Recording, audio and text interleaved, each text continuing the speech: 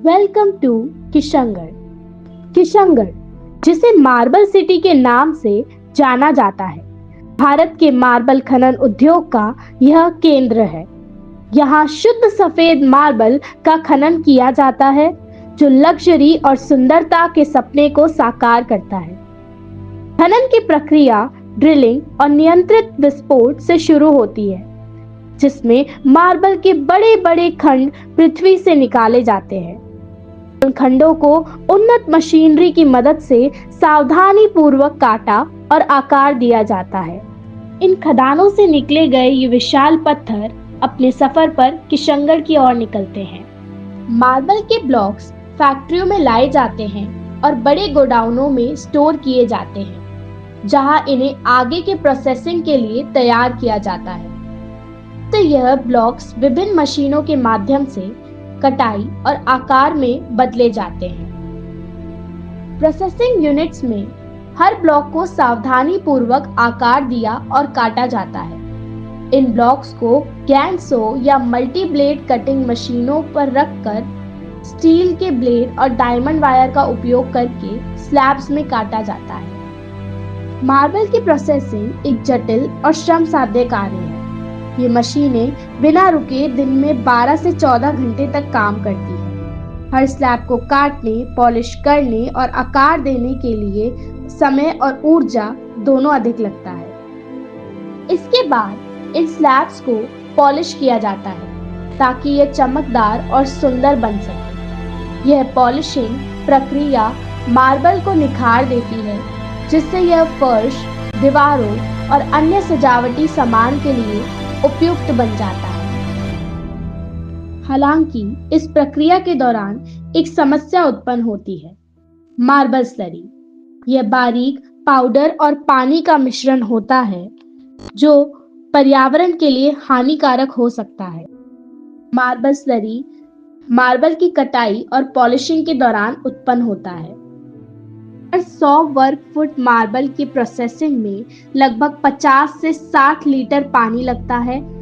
30 से 40 kilo slurry उत्पन्न होती है। हर टन मार्बल की प्रोसेसिंग में लगभग 20 से 30% मार्बल स्लरी के रूप में बर्बाद हो जाता है। यह लगभग 400 किलो है।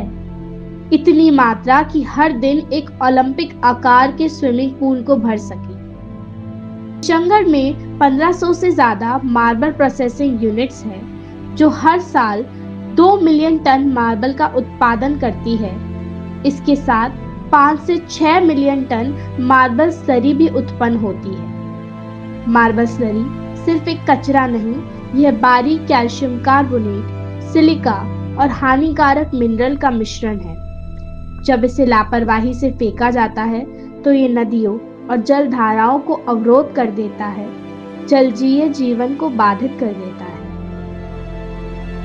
हर साल लाखों टन मार्बल स्लरी को नदियों, जलधाराओं और खेतों में लापरवाही से फेंक दिया जाता है। यह न केवल हमारे जल स्रोतों को प्रदूषित करता है, बल्कि उपजाऊ भूमि को बंजर बना देता है, जो कृषि के लिए अनुपयोगी हो जाती है। इसके अलावा यह हवा में घुसकर सांस लेने में समस्या और फेफड़ों की बीमारियों का कारण बनता है, जिससे यहाँ काम करने वाले लोगों के स्वास्थ्य पर गंभीर खतरा पैदा होता है। यहाँ पे धूल कंकर सब उड़ रहे हैं, ऐसे रोड पे कोई देख रेख नहीं कर रहा है। मार्बल एसोसिएशन कुछ नहीं कर रही है। ट्रकों में स्लेरी भर के लेके जाते हैं, वो ऐसे ढक्के नहीं लेके जाते हैं, ऐसे ही उड़ रहा है। यहाँ पे गार्डन है, वो सब ऐसे के ऐसे पड़े हैं। मार्बल एसोसिएशन के गार्डन है बहुत सारे, वो सब ऐसे के ऐसे पड़े हैं। कोई देख रेख नहीं हो रही है। सांसों में दिक्कत आ रही है, आंखों में रोशनी जा रही है, फेफड़े खराब हो रहे हैं, वातावरण बहुत खराब हो रहा है यहाँ का। मार्बल प्रोसेसिंग से जुड़े रहने वाले लोगों के लिए मार्बल की स्लरी गंभीर स्वास्थ्य जोखिम प्रस्तुत करती है। लगभग 30 से 40% श्रमिकों को लंबे समय तक श्वसन संबंधी बीमारियां जैसे सिलिकोसिस का खतरा रहता है। यहाँ जो क्वार्ट्ज की फैक्ट्रियां हैं, जो सिलिका पार्टिकल होते हैं, वो सांस के थ्रू अपने लंग्स के अंदर चले जाते हैं, जो काफी नैनो पार्टिकल होते हैं, काफी छोटी से छोटी मात्रा में।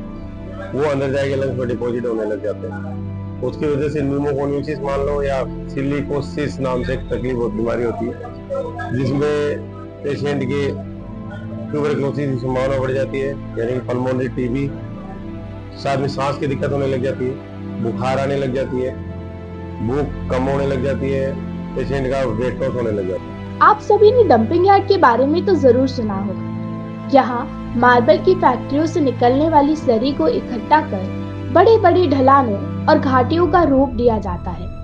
यह परिदृश्य जो मानव निर्मित है, अपने आप में एक अनोखा दृश्य है, जो कि प्रकृति के बजाय मार्बल की स्लरी का परिणाम है।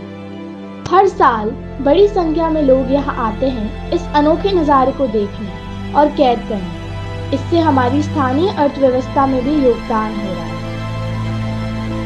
परंतु क्या जो स्लरी हमारे पर्यावरण को नुकसान पहुंचा रही है, जो हमें अनेक बीमारियों से पीड़ित कर रही है, तो उसे ही डंप करना सही सलूशन है? क्या जो स्लरी उपजाऊ भूमि को बंजर बना रही है, उसे इस तरह डंप करके पर्यावरण को और नुकसान पहुंचाना ठीक है? इसका जवाब है बिल्कुल नहीं। स्लरी को इस तरह डंप करने से हमारी ही भूमि प्रदूषित हो रही है। तो आखिर इसका क्या समाधान है?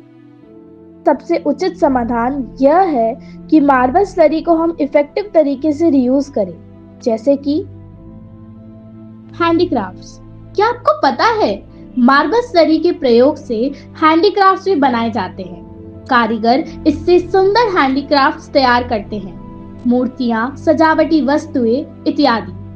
यह न केवल पर्यावरण को बचाने का एक समाधान है, बल्कि सैकड़ों लोगों को रोजगार भी प्रदान करता है। Tiles manufacturing. मार्बल स्लरी से अब टाइल्स भी बनती है। मार्बल स्लरी से टाइल्स बनाना पर्यावरण संरक्षण का एक बेहतरीन उदाहरण है। मार्बल हमेशा से शक्ति और सुंदरता का प्रतीक रहा है। समय आ गया है कि हम सुनिश्चित करें कि इसकी विरासत विनाश का निशान न छोड़े। और क्या पता इन कुछ सस्टेनेबल प्रैक्टिसेस को अपनाकर भविष्य में आप ही अगला ताजमहल मार्बल स्लरी के ब्रिक्स से बनाओ।